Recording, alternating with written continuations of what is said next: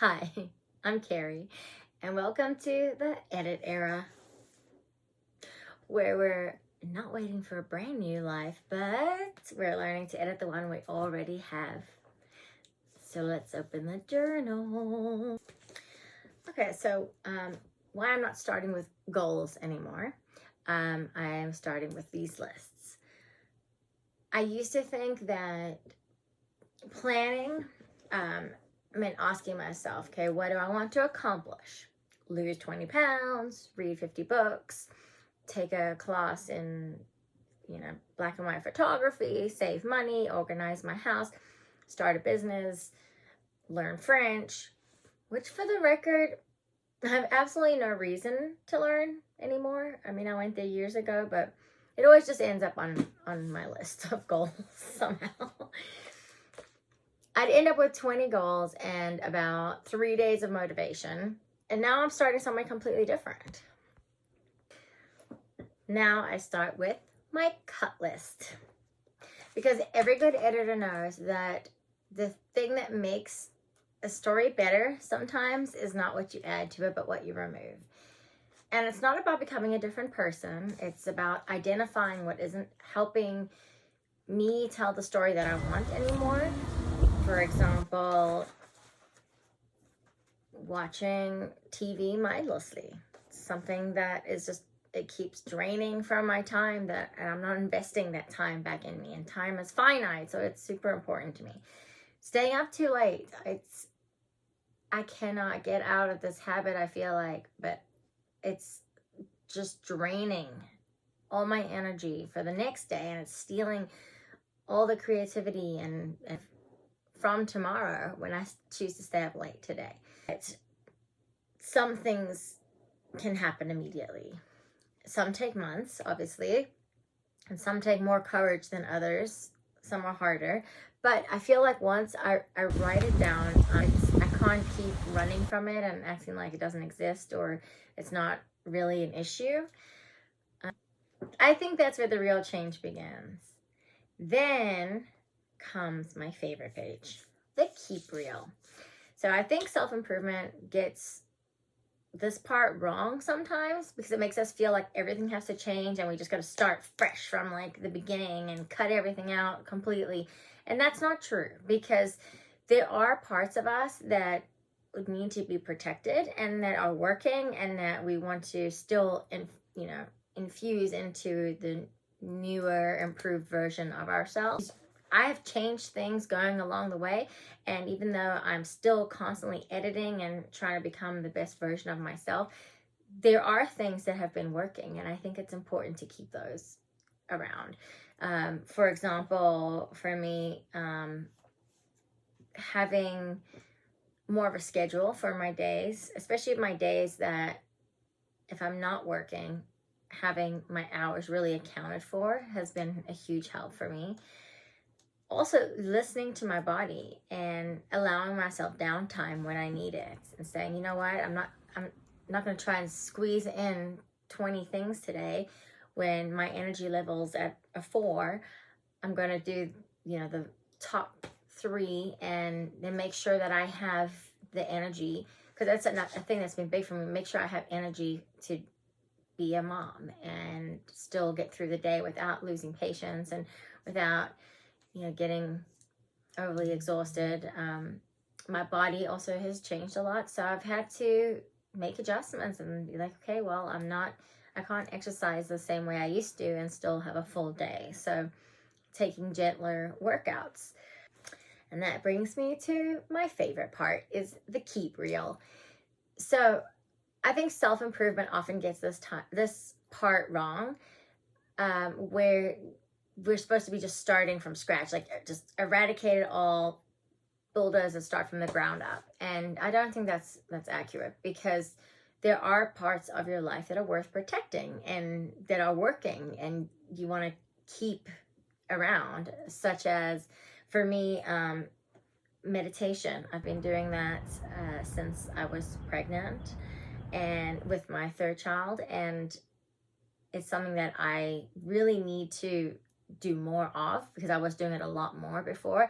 So protecting that time and adding that amplifying that aspect in my life. The stuff that I'm not getting rid of, the things that I'm choosing to keep, is intentional, and that it means that I want to invest more time into those things. I don't want to get rid of all my things that I'm doing, but I do want to edit them down to the important ones and make sure the things that I'm doing are actually things that still are important to me and add value to my life in some way. So my faith stays, my curiosity stays, long walks stay, my children obviously stay. Dream of building something meaningful definitely stays. So I'm not throwing my life away, I'm just editing it. So look at this. This is my dahlia from my yard. Isn't it beautiful? And this is where the storyboard begins.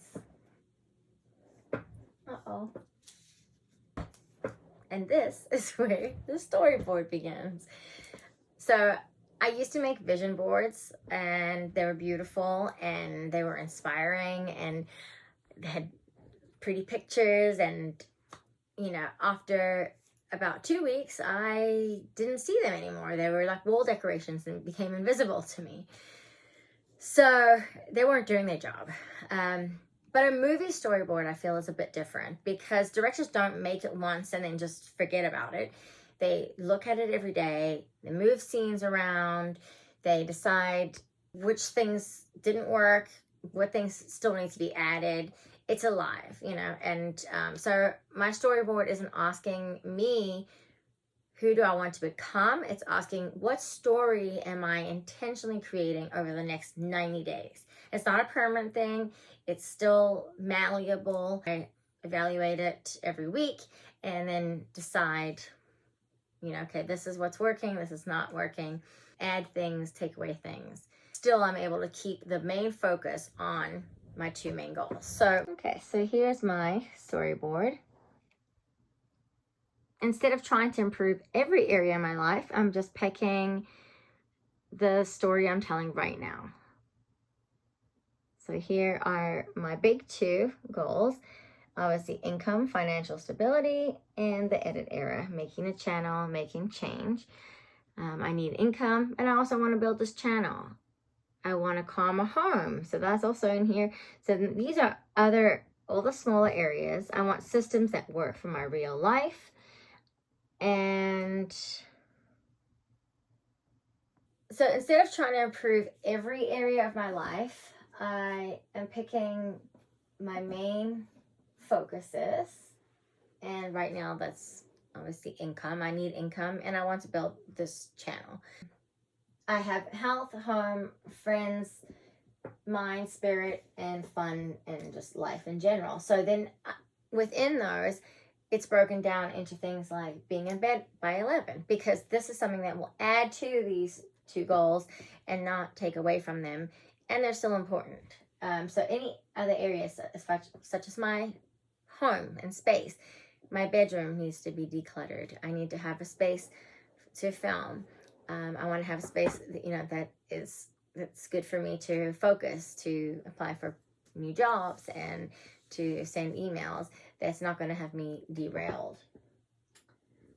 So everything else, mind, spirit, body, all the little smaller versions of that will go towards the main 2 goals. So they might not all be adding to it, but as long as they're not competing for attention with it.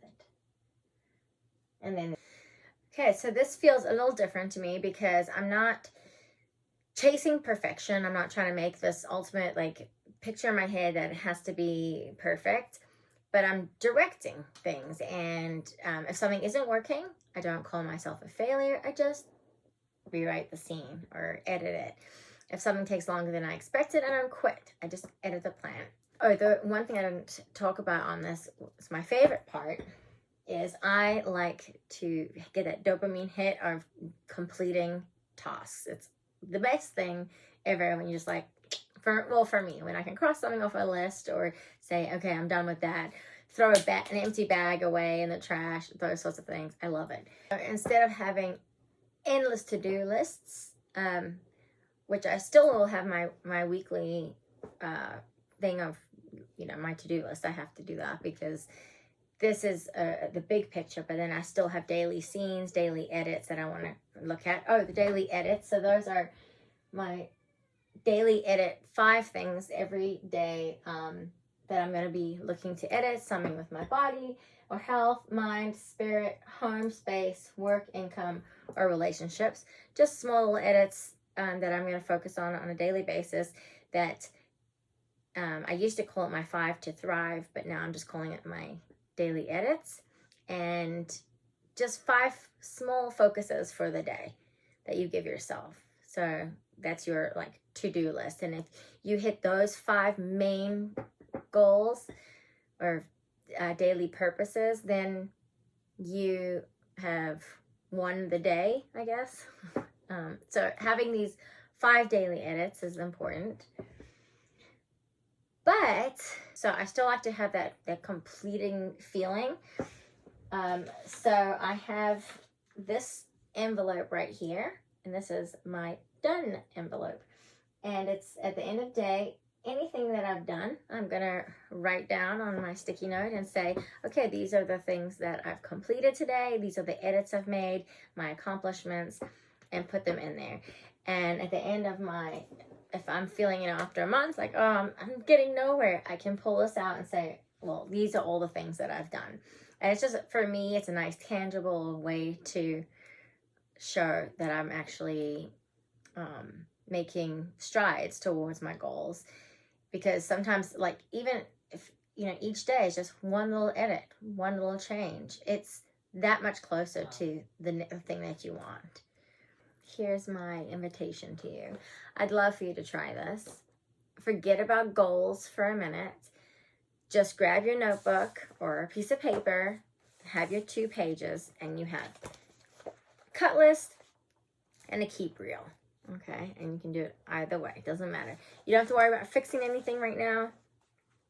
All you're doing is deciding on things that are not working. That's it. You're just saying, I don't like these. These are things I like.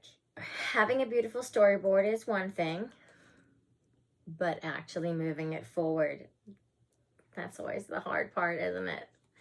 So in the next video, I'm going to be talking a little bit about something I've struggled with for years, and that's traction. We know exactly what we should do, and somehow we still don't do it. So we're fixing that next. Thank you so much for spending part of your day with me. If this series is helping you think about your life a little bit differently, I'd love for you to subscribe and join me as we keep editing our stories together. And remember, your life does not need a complete rewrite. Sometimes it just needs one thoughtful edit. So until next time, keep editing.